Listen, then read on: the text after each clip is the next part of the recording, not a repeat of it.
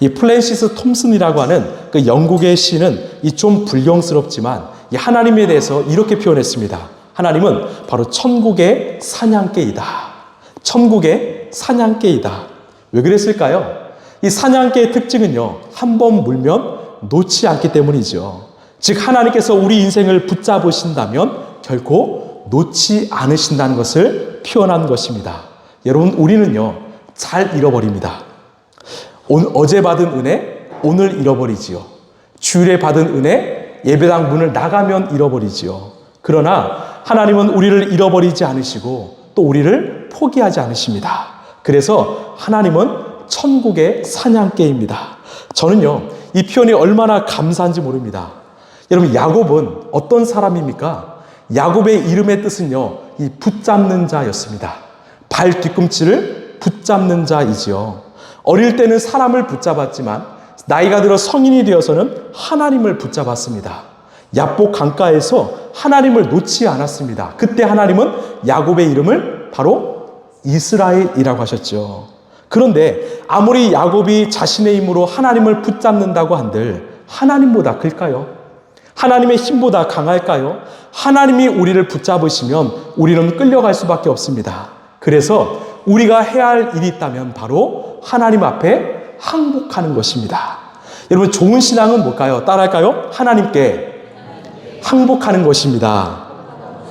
예, 좋은 신앙은 하나님께 항복하는 신앙입니다. 여러분, 하나님께 항복하시길 바랍니다. 하나님께 나의 인생을 드리시길 바랍니다. 하나님 앞에서 나의 두 손 두 발 다 드시길 바랍니다. 그때 하나님은 우리의 인생을 끝까지 책임져 주실 것입니다. 우리 오늘 말씀 1절 2절입니다. 시작. 그 땅에 기근이 더욱 심해갔다. 그들이 이집트에서 가지고 온 곡식이 다 떨어졌을 때 아버지가 아들들에게 말하였다. 다시 가서 먹거리를 조금 더 사오너라. 아멘. 지금 가나안 땅의 기근이 더 심해졌습니다. 이집트에서 구해온 곡식이 다 떨어진 상태입니다. 그런데 여전히 야곱의 아들들은요, 해결할 방법을 찾지 않습니다. 그래서 결국 이 보다 못한 아버지 야곱이 이 말합니다. 너희들은 다시 가서 그곳에서 먹을 것을 조금 사오도록 하여라. 여러분, 지금 형들은요, 요셉의 시험을 받는 중입니다. 이집트 첩자라는 오해를 받고요, 이 막내 베냐민을 데려오기까지는 이 둘째 시몬은요, 이집트의 감옥에 갇혀 있습니다. 그런데 이들은 무기력합니다. 아무것도 하지 않아요. 해결 방법도 찾지 않습니다. 여러분, 왜 형들은 이렇게 무기력할까요? 지금 막내 베냐민을 데려가야 하기 때문이죠. 그래야 시몬이 삽니다. 그런데 생각해 보니까 아버지가 허락하지 않으실 것 같습니다. 지금 삶에 문제가 찾아왔는데, 시험이 찾아왔는데 아무것도 하고 있지 않는 것입니다. 그냥 무기력하게만 있습니다. 누구 하나 아버지께 말할 용기가 없습니다. 결국 양식이 다 떨어지고 나서 어쩔 수 없이 상황이 찾아오니까 말하기 시작합니다. 제가 지난주에도 말씀드렸죠. 이 형들의 나이는 결코 어리지 않습니다. 다 40살 이상을 넘긴 성인들입니다. 여러분, 여기서 우리는 무엇을 알 수 있을까요? 우리 크리스찬에게는요, 바로 두 가지가 필요합니다. 하나는 바로 영성이고 다른 하나는 야성입니다. 이 영성과 야성은요, 한 세트입니다. 우리의 영성이 회복되면요, 자연스럽게 내 안에 야성이 회복되기 시작합니다. 영성이 회복되면요, 용기를 냅니다. 도전하기 시작합니다.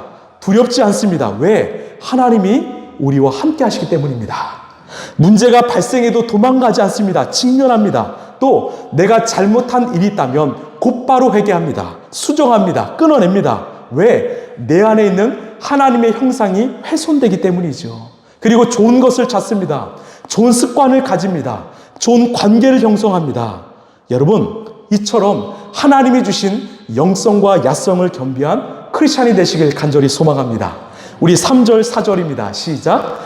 유다가 아버지에게 말하였다. 그 사람이 우리에게 엄하게 경고하면서 다시는 나의 얼굴을 못 볼 것이다 하고 말하였습니다. 우리가 막내를 데리고 함께 가게 아버지께서 허락하여 주시면 다시 가서 아버지께서 잡수실 것을 사오겠습니다. 아멘. 결국 넷째인 유다가 용기를 내어 말했습니다. 왜 시몬이 감옥에 갇혀 있는가? 왜 우리가 곡식을 구하러 가지 않는가? 결국 이 아버지가 끔찍하게 아끼시는 막내 베냐민을 데려가야 했기 때문이죠. 여러분, 혹시 내 삶에 문제가 찾아왔습니까? 여러분, 진실을 감추지 마시길 바랍니다. 정직하시길 바랍니다. 진실을 숨기고 정직을 숨기고 사실을 숨기면요, 문제는 해결되지 않습니다.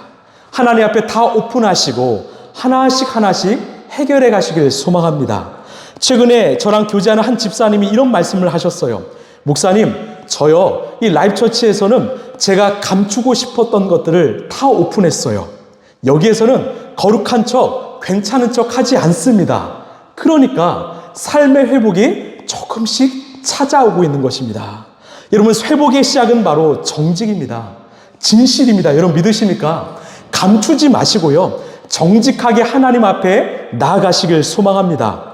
제가 오늘 말씀을 묵상하면서 이 가정의 문제가 무엇인지를 깨닫게 되었습니다. 지금 표면적으로는요, 이 겉으로 드러난 문제는 양식이 떨어진 문제, 또 시몬이 갇혀있는 문제, 또 막내 베냐민을 데려가는 문제입니다. 그런데 여러분, 진짜 문제가 뭔지 아십니까? 이들의 진짜 문제가 뭔지 아십니까? 바로 아버지와 아들들 간의 관계 문제입니다. 소통이 되지 않습니다. 관계가 깨어져 있습니다. 지금 문제 해결의 가장 우선순위는 바로 아버지와 아들 간의 관계 회복입니다. 서로를 향한 믿음과 신뢰가 회복될 때 문제가 하나씩 해결될 것입니다. 여러분, 우리 인생도 마찬가지입니다. 지금 내 삶에 문제가 찾아왔습니까? 가장 먼저 하나님과 나와의 관계를 돌아보시길 바랍니다. 하나님과의 관계가 가까워져 있는가? 날마다 하나님과 소통하고 있는가? 날마다 하나님과 동행하기 위해서 내 삶의 말씀을 묵상하고 기도하는 그 거룩한 삶을 살고 있는가? 결국은 이 하나님과의 관계 회복입니다. 여기에서 시작해야 합니다. 이것이 바로 신앙의 본질입니다. 우리 마태복음 6장 33절입니다. 시작. 너희는 먼저 하나님의 나라와 하나님의 의를 구하여라. 그리하면 이 모든 것을 너희에게 더하여 주실 것이다. 아멘. 우리 잠언서 3장 5절 6절입니다. 시작. 내가 하는 모든 일에서 주님을 인정하여라. 그러면 주님께서 내가 가는 길을 곧게 하실 것이다. 아멘. 이런 아멘이십니까? 여러분, 주님을 인정하십시오. 하나님 되심을 인정하십시오. 지금 내 삶에 문제가 찾아왔다면 가장 먼저 하나님과 나와의 관계를 돌아보시길 바랍니다. 그 관계가 회복된다면 우리 하나님, 우리 인생을 가장 선한 길로 인도하여 주실 것입니다. 자, 이제 아버지와 아들 간의 관계가 회복되자 이 아들이 사실대로 말하기 시작합니다. 우리 5절 말씀입니다. 시작. 그러나 아버지께서 막내를 보낼 수 없다고 하시면 우리는 갈 수 없습니다. 그분이 우리에게 말하기를 너희가 막내 아우를 데리고 오지 않으면 다시는 나의 얼굴을 못 볼 것이다 하였기 때문입니다. 아멘. 이 프랜시스 셰퍼가 이런 말을 했습니다. 솔직한 질문은 솔직한 답을 가져온다. 솔직한 질문을 던지면 솔직한 답이 찾아온다는 것입니다. 지금 유다는 솔직하게 아버지에게 질문했습니다. 이집트 총리가 막내 동생을 데려오지 않으면 안 된다고 경고했습니다. 자, 우리 6절 7절입니다. 시작. 이스라엘이 자식을 탓하였다. 어찌하려고 너희는 아우가 있다는 말을 그 사람에게 해서 나를 이렇게도 괴롭히느냐? 그들이 대답하였다. 그 사람은 우리와 우리 가족에 관하여서 낱낱이 캐물었습니다. 너희 아버지가 살아계시냐? 하고 묻기도 하고 또 다른 형제가 더 있느냐? 하고 묻기도 하였습니다. 우리는 그저 그가 묻는 대로 대답했을 뿐입니다. 그가 우리의 아우를 그리로 데리고 오라고 말할 것이라고는 상상도 하지 못하였습니다. 아멘. 자, 우리는 6절 7절의 말씀을 통해서 무엇을 느낄 수 있습니까? 지금 이 아버지와 아들이 소통하고 있습니다. 관계가 회복되었다는 증거이지요. 하나 더 흥미로운 사실은요, 지금까지 야곱으로 사용되었던 이름이 6절에서는 뭐로 바뀌었지요? 이스라엘로 바뀌었습니다. 왜 그럴까요? 이스라엘은 누가 주신 이름이죠? 하나님이 주신 이름입니다. 즉, 이 일은요, 단순히 벌어진 사건이 아니라 하나님께서 개입하신 사건이라는 거예요. 하나님이 주도하신 사건이라는 것입니다. 하나님이 일하시는 사건이라는 것입니다. 여러분, 우리의 마음이 하나님께 붙잡히고 하나님과의 관계가 회복되면 우리의 일들은 바로 하나님의 일들이 되기 시작합니다. 하나님이 개입하십니다. 하나님이 주인 되십니다. 그때 문제는 풀리기 시작할 것입니다. 요한복음 2장을 보면 예수님께서 공생애 때 가장 첫 번째로 일으키신 이 기적 사건이 등장합니다. 바로 물이 포도주로 변화된 이 가나의 혼인잔치 사건이죠. 이 당시 결혼식에서 중요한 것은 바로 포도주입니다. 그런데 아마 예상보다 많은 사람들이 혼인잔치에 찾아온 것 같아요. 이 준비한 포도주가 그만 떨어져 버렸습니다. 이것은 이 결혼식에 참가한 손님들에게는 굉장히 큰 신뢰입니다. 이 당시 예수님과 어머니 마리아는 함께 손님으로 참여했습니다. 그런데 이 포도주가 떨어진 모습을 어머니 마리아가 보았습니다. 그리고 예수님께 말했어요. 포도주가 떨어졌으니 만들어주세요. 결국 예수님께서 그 상황에 개입하셨습니다.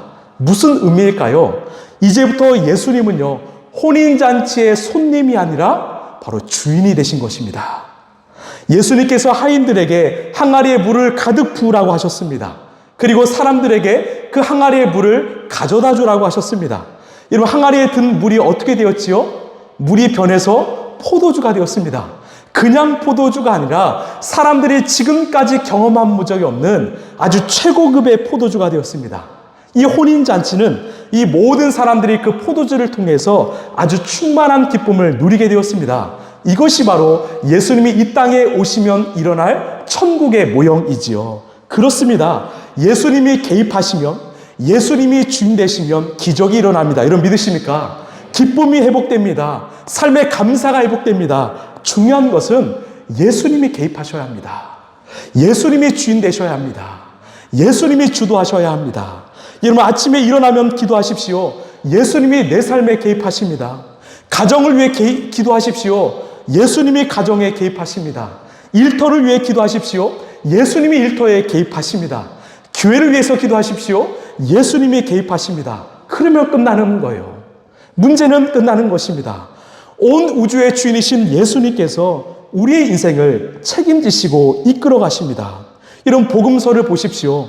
38년 동안 혈루증에 앓았던 여인의 삶에 예수님이 개입하시니까 어떻게 되었습니까? 앞이 보이지 않았던 이 거지 바디메오의 삶에 예수님이 개입하시니까 어떻게 되었습니까? 이 고집불통이었던 사도 바울의 삶에 예수님이 개입하셨으니까 어떻게 되었습니까? 기적이 일어났습니다. 역사가 일어났습니다. 저도요, 이 교회에 출근하면 이 의자에 앉아서 간절히 기도합니다. 예수님, 우리 공동체에 개입하여 주시옵소서. 우리 성도들의 삶에 개입하여 주시옵소서.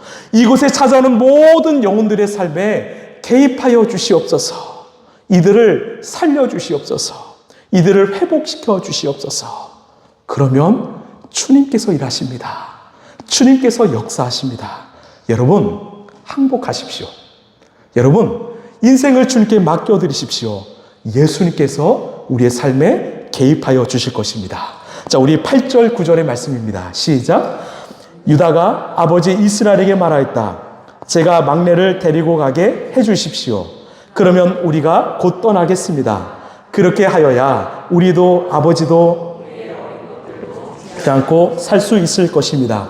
제가 그 아이의 안전을 책임지겠습니다. 아버지께서는 그 아이에 대해서는 저에게 책임을 물어주십시오. 제가 그 아이를 아버지께로 데리고 다시 와서 아버지 앞에 세우지 못한다면 그 죄를 제가 평생 달게 받겠습니다. 아멘. 지금 유다의 고백인데요. 이 유다가 아주 성숙한 말을 하고 있습니다. 진짜 어른이 된 것이죠. 여러분, 어디에서 알 수 있습니까? 이전에 유다는요, 동생을 책임지지 않았습니다. 버렸습니다. 그게 바로 요셉이었죠. 그런데 이제는 변화되어서 동생을 내가 끝까지 책임지겠다고 고백합니다. 만약에 동생에게 문제가 생긴다면 자신이 대신해서 벌을 받겠다고 고백합니다. 여러분, 이게 바로 예수님을 믿는 사람들의 고백입니다. 세상은요, 자신만을 위해 살아갑니다. 이웃을 위해 살지 않습니다. 누군가를 위해 목숨을 내어놓지 않습니다. 그 사람의 삶을 책임지지 않습니다. 그러나 예수님을 믿는 사람들은 책임지기 시작합니다. 타인이지만 영혼을 책임지기 시작합니다. 나를 만나는 사람들을 책임지기 시작합니다. 공동체를 책임집니다. 지역을 책임집니다.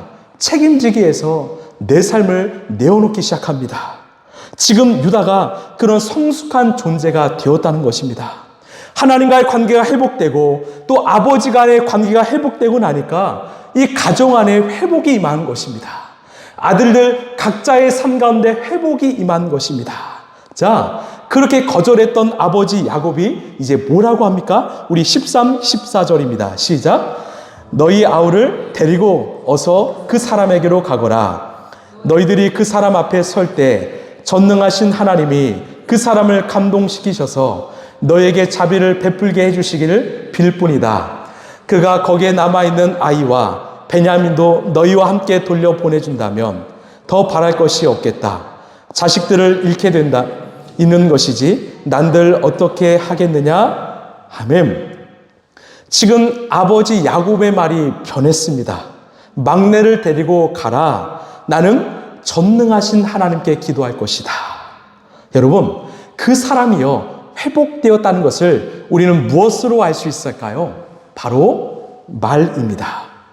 그 사람의 입에서 하나님을 고백한다. 신앙의 말이 나온다. 기도하기 시작한다. 그 사람은 지금 회복되고 있다는 것입니다. 여러분, 믿으십니까? 지금 여러분의 입술에서는 어떤 고백이 흘러나오고 있습니까? 지금 야곱이 고백하는 하나님은 누구십니까? 바로 전능하신 분이십니다. Almighty God이죠. 모든 것이 가능하신 분, 불가능이 없으신 분이십니다. 여러분, 우리는요, 우리가 믿는 하나님이 어떤 분이신지를 잘 알아야 합니다. 우리는 때론 우리의 생각과 사고에 하나님을 가둘 때가 있습니다. 그러면 어떤 일이 벌어질까요? 하나님에게 한계가 생깁니다. 불가능이 있습니다. 안 됩니다. 하나님은요, 모든 것이 가능하신 Almighty God, 전능하신 하나님이십니다. 우리가 이것을 진실로 믿는다면 우리는 어떤 고백을 할 수 있을까요? 우리 로마서 8장 28절입니다. 시작.